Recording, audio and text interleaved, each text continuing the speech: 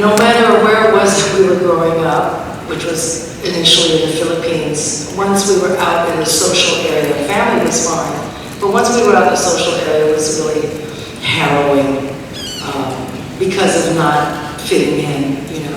Biracial, bicultural, it was a pretty tough slot if you were born in 1948. But I did learn how to play ukulele in the Philippines and some piano, and of course my sister Gina and I started to sing songs off of the radio, and that made everything a lot less lonely. And of course we can play together tonight, but not ukuleles. When we moved to the U.S., it was 1961, and that was really tough too. We moved to Sacramento. But the really good thing about that was, little did we know, we were just switching to acoustic guitars, little did we know that this whole explosion of music was just about to start. And we were just an hour away from the epicenter of what would become that whole flower power psychedelic thing. But enough of the British invasion came into Sacramento, enough of certainly the Beach Boys. So we went out with boys who were in a surf band, and you know, we met a couple of other girls, and four of us had acoustic guitars, and we're singing together songs like Heat Wave, Martha and the Vandellas. You know, the girl group sound, and they would let us sing between their sets, like at the bowling alley. Those are good gigs. And then we told our mom and dad that we wanted to, like, you know, start our own band, and of course my dad was not into it. He didn't say no, but he's like, well, you know, something like, who's going to take care of you later on? But my mom went with us to the music store, and she, without telling my dad, signed for equipment, you know, drums, bass, you know, isn't that?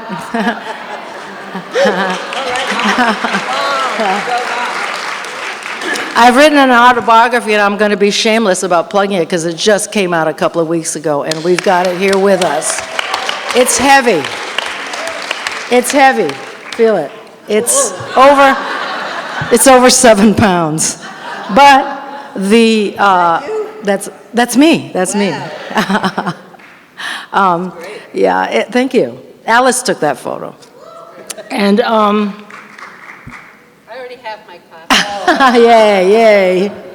I made the print a little bit larger, hence the larger size of paper for us. And there's 140 photos of. Pages of photos, many of them color, which is why it's $60, but it's worth every penny. It really is. And part of what I want to say about this is one of my main goals in writing this song was to tell it as it really was, as it looked from the inside. How did it feel for these two biracial chicks from another country? And every time I said the Philippines, nobody even knew where it was. So that made me even feel weirder, you know. Yeah. I just hold this up. Oh, yeah. Can you see it? Can you see this picture? But you know, there was nothing. You guys know that. What was the Women's Center? It wasn't even a blip. I mean, the only thing we saw was like the Supremes, right? That was stop in the, you know, it's not the same thing. It's not the same thing. Anyway, so we auditioned for the same gig that our boyfriend's band was auditioning for, and we got the gig. And from that point on, we couldn't borrow their equipment. That's why my mom, I forgot to say, that's why my mom went with us to the museum. We had all that stuff paid off within a year.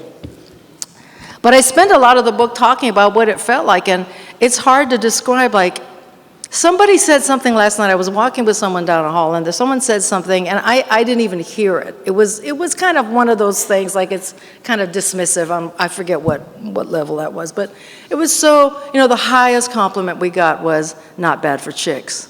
That was the ground level, and it was actually really was a compliment, because that was the only frame. So I say that we had to create a frame for ourselves to step into and create the hologram upon which hopefully other girls and women saw us for that brief moment that we were out there, which was 69 to 73, you know, on The Tonight Show, on Sonny and Cher, on Midnight Special, on Don Kirshner, on all over the country in colleges and all over Europe. And we worked really hard, you know.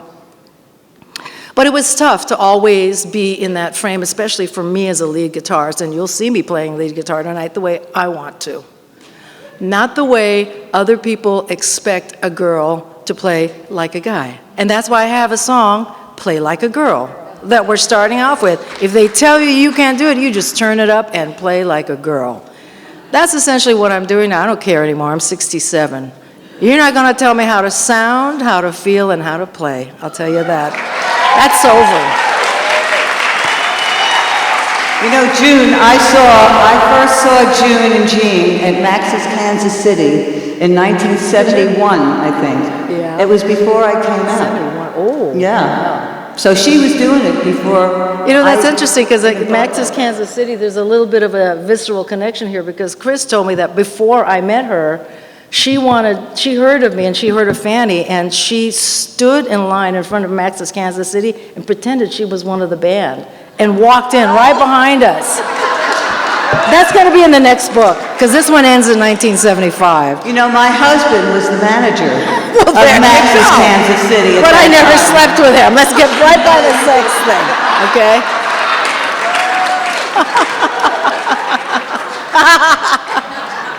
Now, you know, in part, I give you all of that because when I finally did meet Cris, and it was completely by accident, I was living with Jackie Robbins, who ended up being the bass player on Changer and the Change. We were living in Woodstock, and I was basically on my sabbatical after Fanny, just trying to breathe and have a life, you know.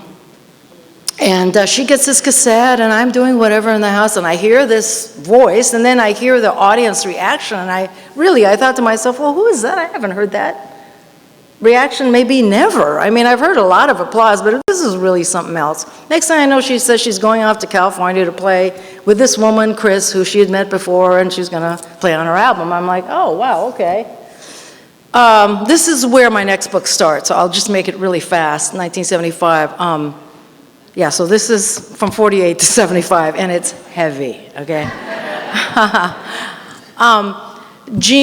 Fanny had broken up, and Jean had a surprise hit in the song Butter Boy, which was about David Bowie, but she didn't want to play with the old band, so she asked me to go on the last, what I call Fanny Lasts Gasps tour, which I did, which meant I ended up in LA while Changer and the Change was being recorded. That's how I got on the record. You know, I just happened to be there, you know, and Jackie was my girlfriend. You know how that works out. So Cris tells Jackie to tell me would I play on our record. I'm like, cool, you know.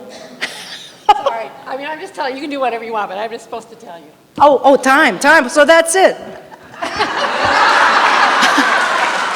So I end up going on the road with Kristen in 76, and lo and behold, that sound I heard on cassette, there it was. There it was, you know, and I couldn't believe it. And I also remember, because I didn't really talk to audiences, I was really, really shy. I'm pretty shut down. I remember saying once to Cris, well, how do you talk to those people that way? Because I would just be back, you know, and I'd hear this like people laughing hysterically. I couldn't hear what she was saying, but there was this thing going on that I couldn't really quite understand. She said, well, I just pretend I'm in the living room with, like, you know, 10 of my best friends, and we're just having a good time. And that really has stayed with me. So now I can talk to more than 10 of you at a time.